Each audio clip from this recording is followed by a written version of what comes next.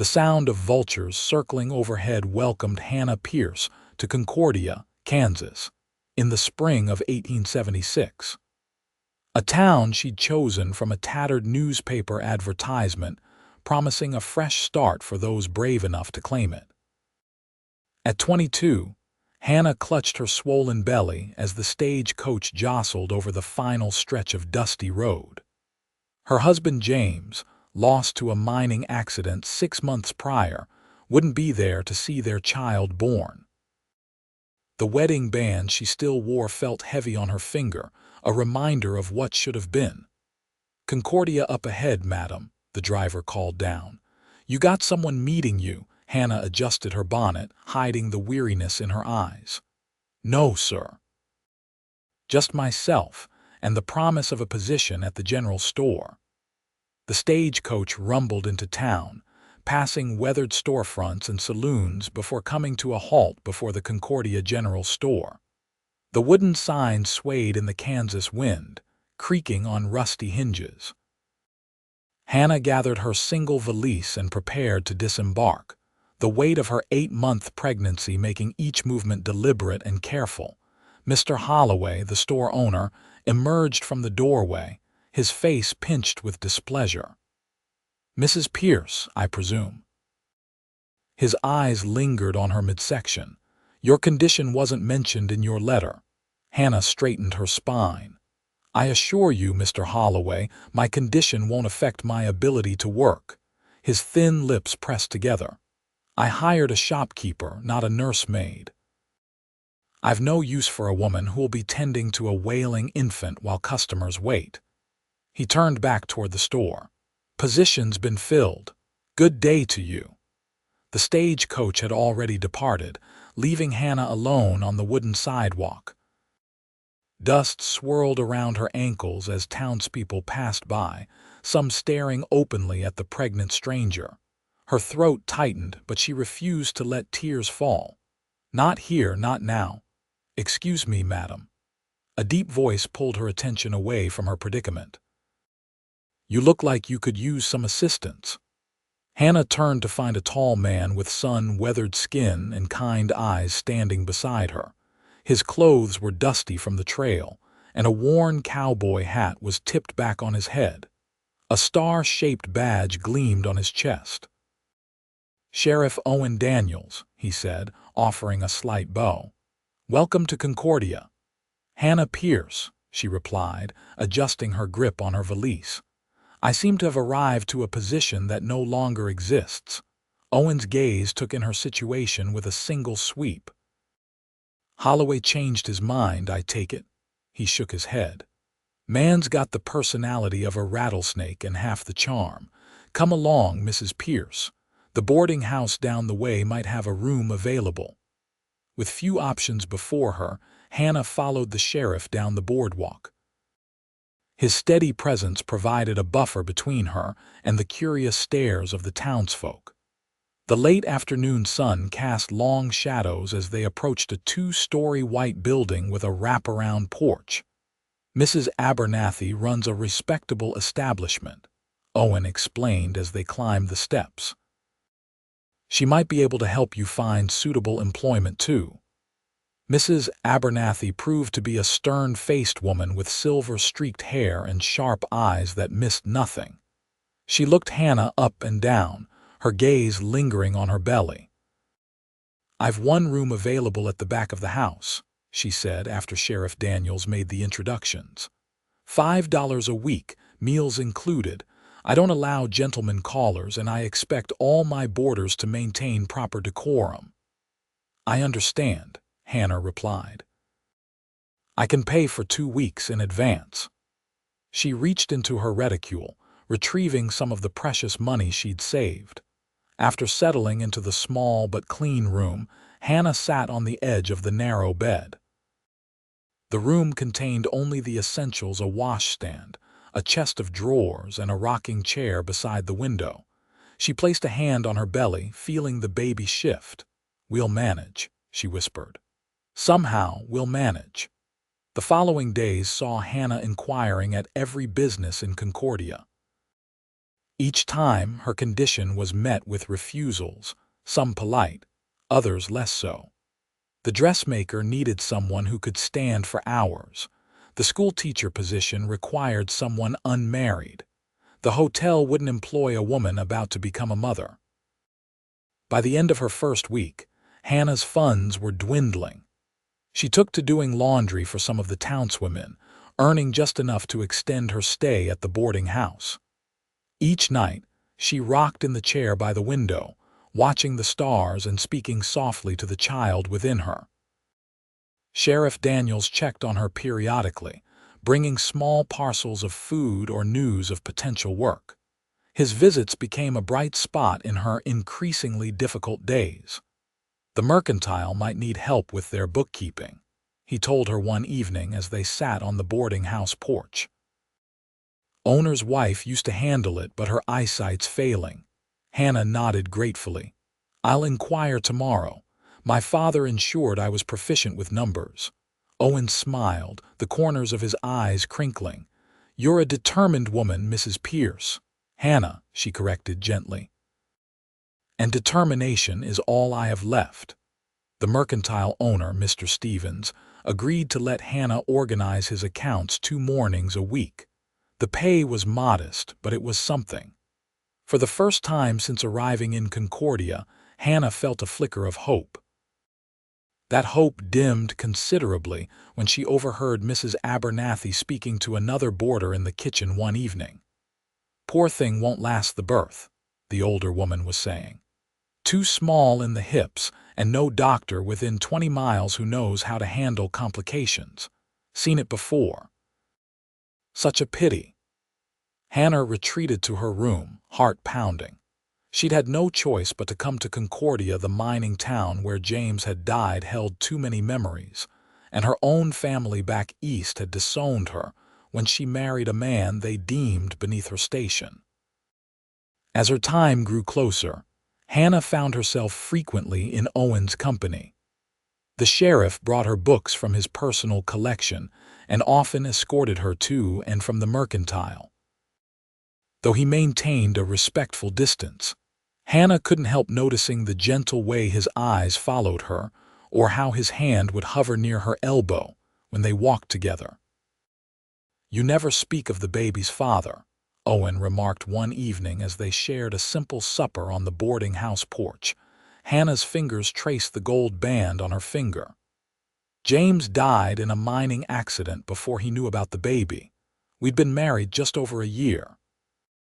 Owen removed his hat, setting it on his knee. I'm sorry for your loss, Hannah. What brought you to Concordia, Sheriff? She asked, eager to change the subject. He gazed out at the darkening street. War left me restless, drifted west, took up ranching for a spell. Town needed a sheriff after the last one caught a bullet. Figured I'd do it temporarily. He smiled ruefully. That was 4 years ago. Their quiet conversations became a ritual, a respite from the sideways glances and whispered comments that followed Hannah through town. Owen never pressed for more than she was willing to give, and Hannah found herself looking forward to his visits with increasing anticipation. When the first pains came in the middle of the night, Hannah bit down on her pillow to muffle her cries. Mrs. Abernathy had made it clear that disturbing the other boarders would not be tolerated. By dawn, the pains were coming steadily, and Hannah could no longer contain her moans. Mrs. Abernathy appeared at her door, face grim. I've sent for Mrs. Winters. She's the closest thing to a midwife we have. The next hours passed in a blur of agony. Mrs. Winters, a stout woman with capable hands and a face devoid of sentiment, directed Hannah through her labor with brisk efficiency. Outside, the sun crossed the sky and began its descent, while Hannah fought to bring her child into the world. Push again, Mrs. Winters commanded as shadows lengthened across the room. Hannah bore down with what little strength remained, feeling something give way inside her. A rush of fluid, a searing pain, and then silence. Not the lusty cry of a newborn, but a terrible, echoing silence. Mrs. Winters worked quickly, cutting the cord and wrapping the tiny form in a clean cloth. Hannah reached out with trembling hands. "Let me see," she whispered. "Best you don't," Mrs. Winters said, but Hannah insisted. The baby, her daughter, was perfectly formed but still. Tiny fingers curled like flower petals, delicate eyelids forever closed. Hannah cradled her, memorizing every detail of the face that looked so much like James. "She's beautiful," Hannah said, tears streaming down her cheeks. Mrs. Winters exchanged a look with Mrs. Abernathy. "I'll fetch Reverend Thomas in the morning. He'll know what to do." They left Hannah alone with her daughter as night fell across Concordia. She sang lullabies and whispered promises, rocking gently in the chair by the window until exhaustion claimed her. Morning brought Reverend Thomas, a thin man with a perpetual frown and cold eyes. He glanced briefly at the bundle in Hannah's arms. "The child was not baptized," he stated rather than asked. "No," Hannah replied, "but I'd like a proper burial, a marker with her name, Elizabeth Mary Pierce." The Reverend cleared his throat. "I'm afraid that won't be possible. The child never drew breath. It cannot be buried in consecrated ground." Hannah stared at him, uncomprehending. "But she's my daughter." "The church position is quite clear," he continued, as though explaining to a child. "The body will be disposed of appropriately." "Disposed of?" Hannah's voice rose. "She's not refused to be thrown away." Mrs. Abernathy stepped forward. "Reverend, surely some arrangement, the matter is settled," he interrupted. "I'll send someone to collect the remains this afternoon." After he departed, Hannah clutched Elizabeth tighter, her mind racing. Mrs. Abernathy placed a hand on her shoulder. "I'm truly sorry, dear," the older woman said, her voice gentler than Hannah had ever heard it. "Perhaps in time you can try again with a new husband." Word of Hannah's stillborn child spread through Concordia like wildfire. By midday, women clustered on the street outside the boarding house, their whispered conversations carrying through the open window. Divine judgment, if you ask me. Arriving in her condition, with no husband in sight. That wedding ring could be for show. You know how these fallen women operate. Mrs. Abernathy should never have taken her in. Hannah pressed her hands over her ears, but the cruel words seeped through. Elizabeth's tiny body grew cold in her arms, yet Hannah couldn't bear to let her go. Not to the Reverend, not to the cold ground unmarked and unblessed. A firm knock at the front door silenced the gossips momentarily. Hannah heard the low rumble of a man's voice, then Mrs. Abernathy's reply. Footsteps approached her door, followed by a gentle knock. "Hannah, it's Owen." "May I come in?" She didn't answer, but the door opened slowly. Owen stepped inside, removing his hat. His eyes took in Hannah's pale face, the tiny bundle in her arms, and the devastation etched into every line of her body. Without a word, he crossed the room and knelt beside her chair. "I heard what happened. I'm so sorry." Hannah couldn't speak through her tears. Owen reached out, his calloused hand brushing away a tear from her cheek. "Reverend Thomas is sending the undertaker's boy," she finally managed. "They won't give her a proper burial. They want to dispose of her." Owen's jaw tightened. "That won't happen." "But the Reverend isn't the only authority in Concordia." Owen stood, his full height seeming to fill the small room. "Will you trust me, Hannah, to take care of your daughter?" Hannah looked down at Elizabeth's peaceful face, then back to Owen. Something in his steadfast gaze gave her courage. Slowly, she nodded. "I'll return at dusk," Owen said quietly. "Be ready to leave." He departed as silently as he'd arrived. Hannah spent the remaining hours memorizing her daughter's features and whispering final goodbyes. When Mrs.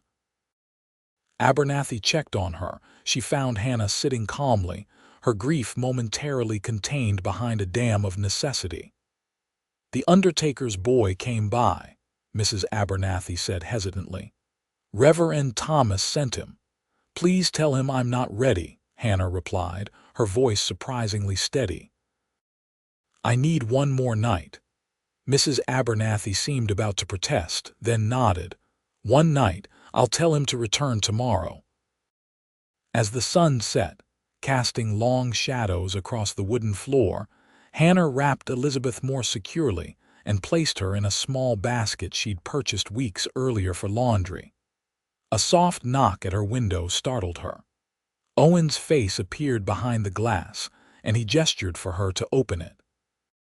"Can you climb out?" he whispered once the window was raised. Hannah nodded, passing him the basket first. With his help, she managed to squeeze through the window despite her weakened state. Owen supported her with a strong arm around her waist as they made their way through the alley behind the boarding house. At the edge of town, a wagon waited. A lantern hung from its side, casting a dim glow. Owen helped Hannah onto the seat, then placed the basket carefully between them. He clicked to the horses, and they set off down a dirt road heading away from Concordia. "Where are we going?" Hannah asked, the cool night air reviving her somewhat. "My homestead," Owen replied. "It's about 3 miles outside town. I've got a spot picked out for Elizabeth." They rode in silence, the only sounds the creak of the wagon wheels and the rhythmic hoofbeats of the horses. The moon rose, casting silver light across the prairie grass that stretched to the horizon. Eventually, Owen turned the wagon onto a smaller track that wound toward a dark shape against the star-filled sky. "It's not much," he said as they approached a modest cabin, "but it's home." Beyond the cabin stood a barn and corral. To the east, a small hill rose gently, topped with a single cottonwood tree. Owen directed the wagon toward this hill, stopping at its base. "I thought here, under the cottonwood," he said softly. "You can see the sunrise from this spot, and in spring, wildflowers cover the hillside." Fresh tears spilled down Hannah's cheeks. "It's perfect." Owen had already prepared everything. A small grave had been dug, and beside it lay a wooden cross, carefully crafted. He'd even lined the grave with soft blankets. He helped Hannah from the wagon, then retrieved 2 shovels and a lantern from the back. Together, they stood beside the grave as Hannah unwrapped Elizabeth one final time. She placed a kiss on her daughter's forehead, then wrapped her securely in a soft quilt Owen had provided. "Would you like to say some words?" Owen asked gently.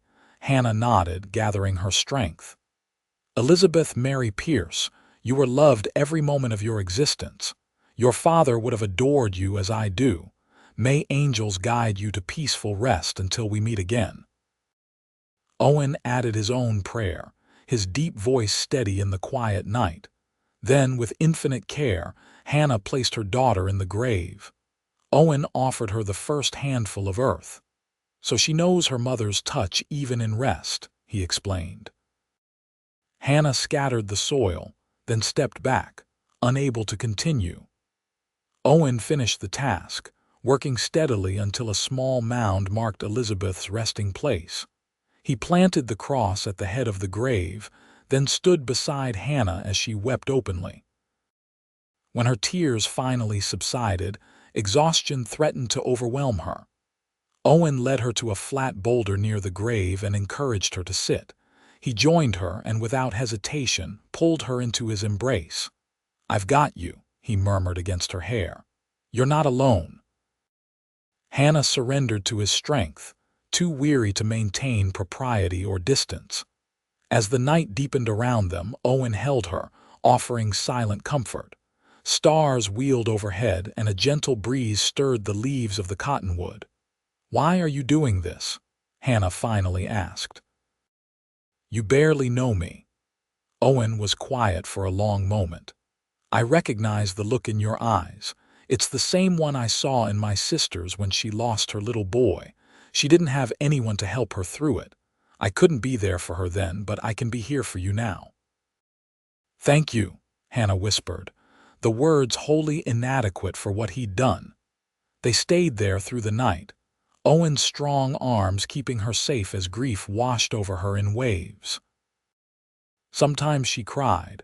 Sometimes she spoke of the dreams she'd had for Elizabeth, and sometimes she simply sat in silence. Owen remained steady through it all, his presence an anchor in the storm of her sorrow. As dawn broke over the eastern horizon, painting the sky in shades of pink and gold, Hannah felt something shift inside her. The pain didn't lessen, but somehow, watching the sun rise over Elizabeth's grave made it possible to bear. "We should get back," she said reluctantly. "Mrs. Abernathy will be looking for me." Owen nodded, helping her to her feet. "I'll take you back to town, but I want you to consider something, Hannah. My offer is entirely proper, but I understand if you need time." Hannah looked up at him, confusion evident in her tired eyes. "I have a spare room in my cabin," he explained. "You could stay there, recover your strength. There'd be no expectations, no gossip to face yet, just peace and quiet to heal." Hannah glanced back at Elizabeth's grave, then toward Concordia in the distance. The thought of returning to face the town's judgment and cruelty made her stomach clench. "People would talk," she said weakly.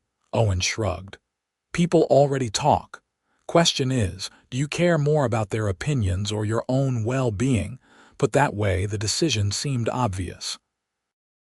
"I'd like to stay, if you're certain it's no imposition." Relief crossed Owen's face. "It's settled then. We'll collect your belongings first." They returned to the boarding house just as Concordia was stirring to life. Hannah climbed back through her window while Owen waited with the wagon.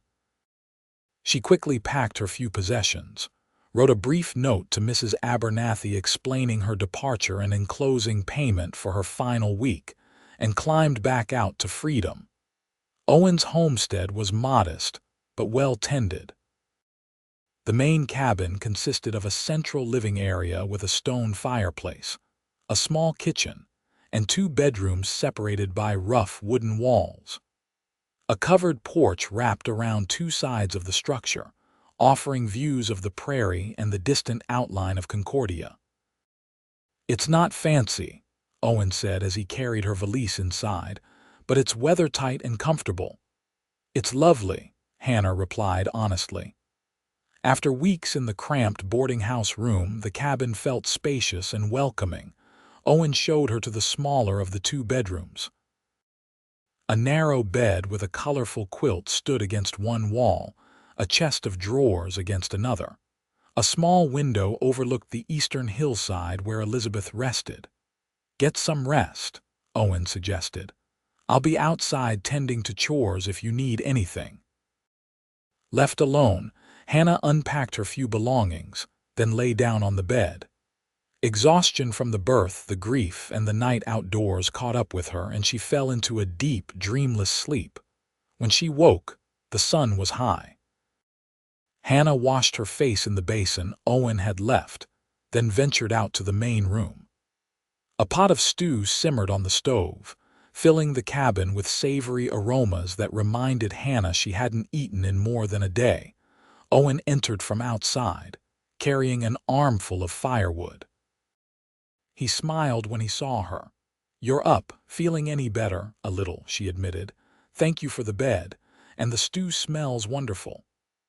"My mother's recipe," he said, setting the wood in a box by the fireplace. "Nothing fancy, but it'll put strength back in your bones." They ate together at a small table near the kitchen, the silence between them comfortable rather than awkward. Afterward, Hannah insisted on washing the dishes despite Owen's protests. "I need to be useful," she explained. "Idleness gives me too much time to think." Owen nodded in understanding. "When you're stronger, there's plenty to do around here if you're of a mind to stay on a while." Days stretched into weeks as Hannah slowly regained her physical strength. Each morning, she visited Elizabeth's grave, sometimes bringing wildflowers to place beneath the cross. Owen had carved Elizabeth's name and dates into the wood, making it a proper marker. Hannah found purpose in tending to the cabin while Owen worked his small herd of cattle and served as sheriff in Concordia. She learned to cook on the temperamental stove, mended Owen's clothes, and eventually began tending a kitchen garden beside the cabin. They established a routine that brought comfort to them both. Owen would ride into town 3 days a week for his sheriff's duties, returning by supper time with supplies and news. The evenings were spent in quiet conversation or comfortable silence as Owen whittled by the fire and Hannah sewed or read from one of his books. On Sundays, they rode together to Elizabeth's grave, where Owen would respectfully step away to give Hannah privacy for her talks with her daughter. Hannah found herself watching him more and more, the way sunlight caught in his brown hair, how his hands, strong enough to break a man, could be so gentle when helping a newborn calf or offering her assistance over rough ground. A month after Elizabeth's birth and death, Owen returned from town with a troubled expression. "Reverend Thomas was asking about you today," he said as they sat down to supper. "Seems he's convinced I've led you into sin and demands you return to town immediately." Hannah's hand tightened around her fork. "What did you tell him? That your whereabouts and decisions are your own business?" Owen's expression softened. "But Hannah, I can't shield you from town gossip forever. Eventually, you'll need to decide if you're staying here or moving on." "Are you asking me to leave?" Her voice trembled slightly. "No," Owen replied quickly. "The opposite, in fact. I'm asking you to stay officially, as my wife." Hannah stared at him, uncertain she'd heard correctly. "Your wife?" Owen set down his fork and reached across the table for her hand. "I know it's sudden, and I know you're still grieving. I don't expect you to love me right away, but I care for you, Hannah, deeply. I believe we could build a good life together." "Owen, you don't need to answer now," he interrupted. "Take all the time you need. The offer stands regardless of your decision." That night, Hannah lay awake, Owen's proposal turning over in her mind. She hadn't considered remarriage, not with James gone less than a year and Elizabeth's loss still so fresh. Yet Owen had become essential to her healing, his steady presence a balm to her wounded spirit. Did she love him? Perhaps not in the passionate way she'd initially loved James, but there was something growing between them: trust, affection, and a deep respect that seemed a solid foundation for more. In the morning, Hannah rose early and walked to Elizabeth's grave. The sun was just cresting the horizon, painting the prairie in gold. Wildflowers nodded in the gentle breeze and birds called from the cottonwood's branches. "What should I do, little one?" she asked softly. "Your father would want me to be happy, I think. And Owen is a good man, the best of men." No answer came, of course, but as Hannah knelt beside the small grave, a sense of peace settled over her. She traced the letters of Elizabeth's name on the wooden cross, then rose and made her way back to the cabin. Owen was saddling his horse when she found him by the barn. He straightened when he saw her approaching, his expression carefully neutral. "I've thought about your proposal," Hannah said without preamble. Owen nodded, waiting. "I'm not the same woman who stepped off that stagecoach in Concordia. I'm broken in ways that may never fully heal." "We all carry scars, Hannah," Owen replied quietly. "Mine are just less visible than yours." Hannah took a deep breath. "If you can accept that my heart may take time to fully open again, then yes, I'll marry you." Joy transformed Owen's face, erasing the careful restraint he'd maintained. He closed the distance between them in 2 strides, taking her hands in his. "I'll wait as long as it takes," he promised. "And I'll spend every day trying to be worthy of your trust." Owen insisted they do things properly, despite Hannah's protests that propriety had already been thoroughly compromised by their living arrangement. He rode into town that very day to speak with the circuit judge who would be passing through the following week. The wedding was a simple affair, held on the porch of Owen's, now their cabin, with only the judge and two of Owen's ranch hands as witnesses. Hannah wore her best dress, freshly laundered and pressed. Owen had purchased a gold band in town, which he placed on her finger with hands that trembled slightly. "I, Owen Daniels, take you, Hannah Pierce, to be my lawfully wedded wife," he vowed, his voice steady and sure. "To have and to hold, from this day forward, for better or worse, for richer or poorer, in sickness and in health, to love and to cherish, till death do us part." When Hannah repeated the vows, she was surprised by the emotion that rose within her. This wasn't the future she'd imagined, but standing before Owen, promising her life to his, felt right in a way she hadn't anticipated. That night, Owen showed a tenderness that brought tears to Hannah's eyes. When he hesitated at the threshold of what was now their bedroom, she was the one who took his hand and led him inside. Their first joining as husband and wife was gentle and reverent, Owen careful of her still healing body and tender heart. Afterward, as they lay together in the darkness, Hannah rested her head on Owen's chest, listening to the steady beat of his heart. "Thank you," she whispered. "For what?" he asked, his fingers tracing patterns on her bare shoulder. "For burying my daughter, for holding me through that night, for seeing me when everyone else looked away." Owen pressed a kiss to her forehead. "I'll always see you, Hannah, all of you." Life settled into a new rhythm. Hannah took over the household management completely, freeing Owen to focus on his duties as sheriff and rancher. She planted a larger garden, put up preserves for winter, and learned to manage the accounts. Word of their marriage reached Concordia, causing a fresh round of gossip that Hannah largely ignored.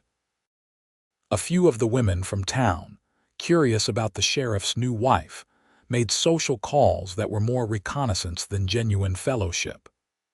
Hannah received them politely but maintained her distance, preferring the honest company of the ranch hands' wives to the town ladies' veiled judgments. Reverend Thomas made one attempt to visit, ostensibly to congratulate the newlyweds but actually to lecture Hannah about her hasty remarriage and to insinuate that her daughter's death had been divine punishment. Owen, overhearing from the barn, strode into the cabin with thunderous expression. "You're on my land now, Reverend," he said with dangerous quiet, "and you're upsetting my wife. I suggest you take your leave before I forget the respect due your cloth."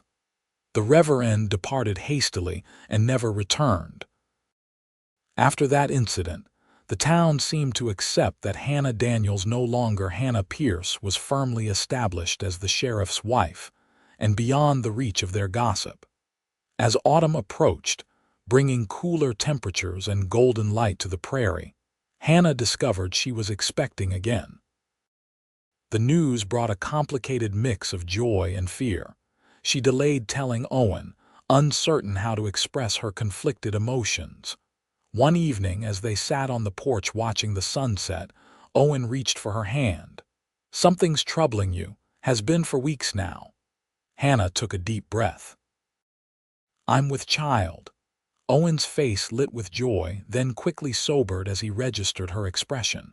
"You're worried, terrified," she admitted.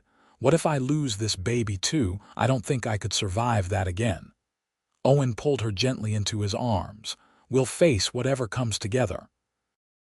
I promise you that. But Hannah, this pregnancy is different. You're stronger, you have proper food and rest, and Doc Miller in town is experienced with difficult births." "I visit Elizabeth's grave every day," Hannah confessed. "I talk to her about the baby. Is that strange?" "No," Owen replied softly. "She's your daughter. She'll always be part of our family." As Hannah's pregnancy progressed, Owen grew increasingly protective. He hired a young woman from town, Susanna, to help with household chores, and he insisted Hannah rest frequently. When a harsh winter descended on Kansas, he moved their bed into the main room to be near the fireplace, ensuring Hannah remained warm despite the howling winds outside. In early April 1877, as the prairie began to green with new growth, Hannah went into labor. Unlike the solitary, frightening experience of Elizabeth's birth, this time she had Owen's steady presence, Susanna's practical assistance, and Doc Miller's experienced hands. After hours of labor, Hannah delivered a healthy son. His lusty cry filled the cabin, the most beautiful sound Hannah had ever heard. Owen, who had remained by her side throughout, wept unashamedly when the doctor placed the baby in his arms. "He's perfect," Owen whispered, bringing the swaddled infant to Hannah. "Look what we did, love." Hannah cradled her son, counting fingers and toes, marveling at the perfection of his tiny features. "James Owen Daniels," she said, looking up at her husband, "if that's all right with you." Owen's eyes glistened. "It's more than all right, it's an honor." The following day, when Hannah was strong enough to stand with assistance, Owen helped her and baby James to Elizabeth's grave. Spring wildflowers covered the hillside, dancing in the gentle breeze. Hannah knelt carefully beside the wooden cross which Owen had maintained meticulously through the seasons. "Elizabeth," she said softly, "this is your brother James. I wanted you to meet him." Tears spilled down her cheeks. "He's beautiful just like you were. And I promise we'll make sure he knows about his big sister." Owen knelt beside her, one arm supporting her back, the other cradling their son. "We'll bring him here often," he promised. "This spot will always be special to our family." As they sat together on the hillside, the sun warm on their faces, Hannah felt something shift within her heart. The pain of losing Elizabeth would never disappear completely, but it had transformed into something she could carry without being crushed by its weight. She looked at Owen, this man who had buried her child and held her through the night, who had offered her not just shelter but a future.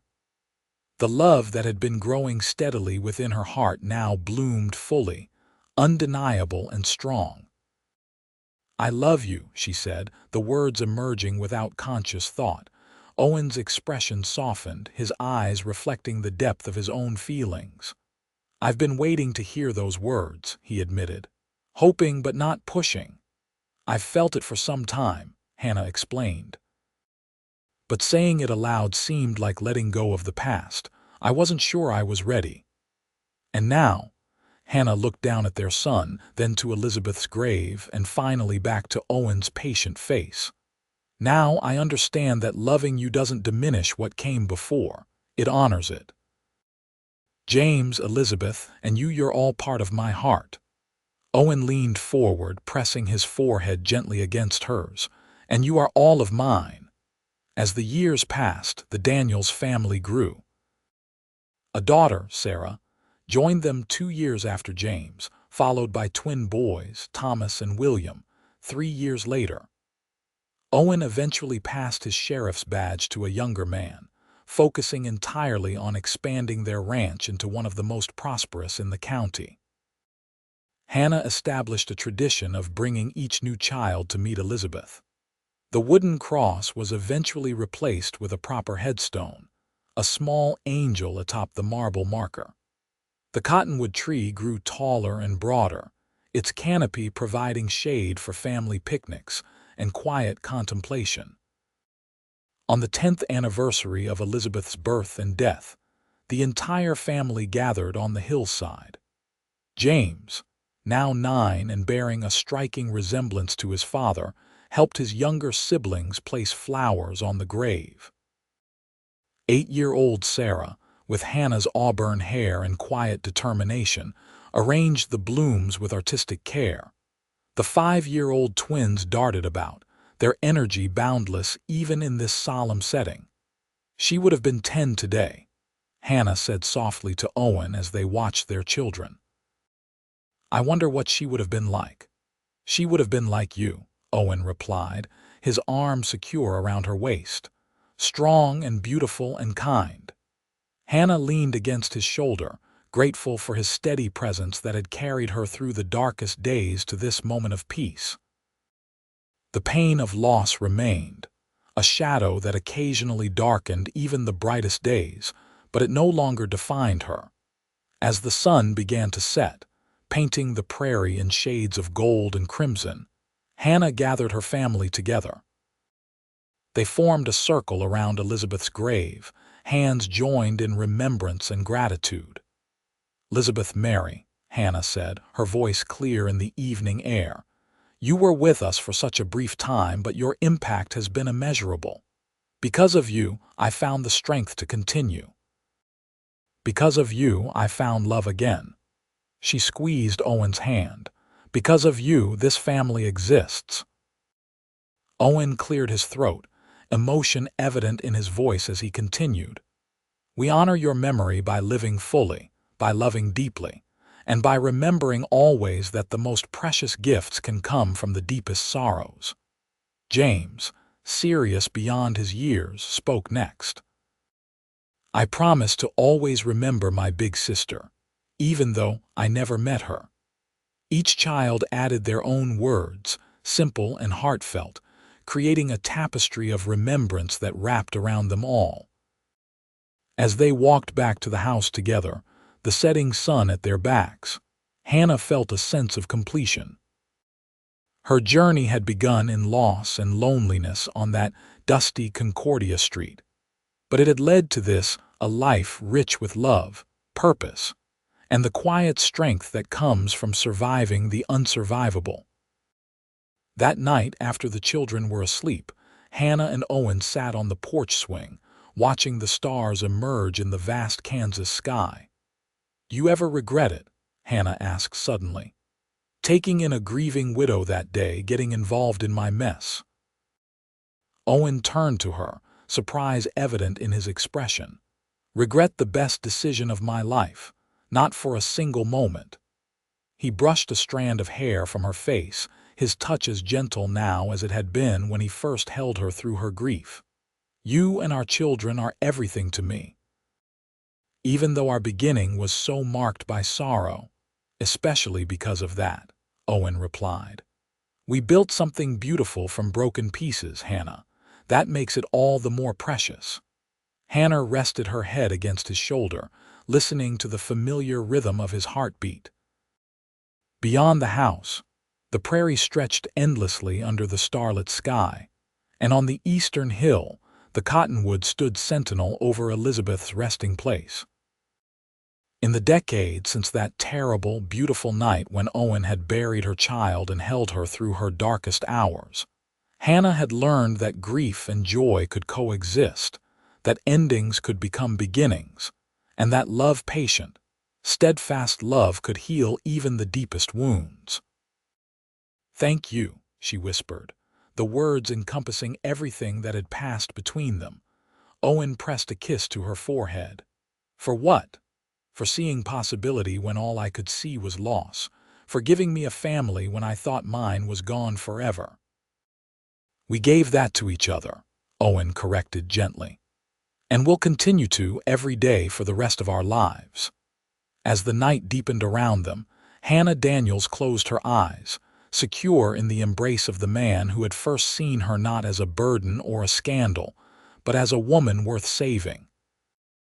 Together, they had transformed grief into grace, creating a legacy of love that would endure long after they were gone, a legacy that had begun on a starlit night beneath a cottonwood tree, when a cowboy buried her baby and held her through the night.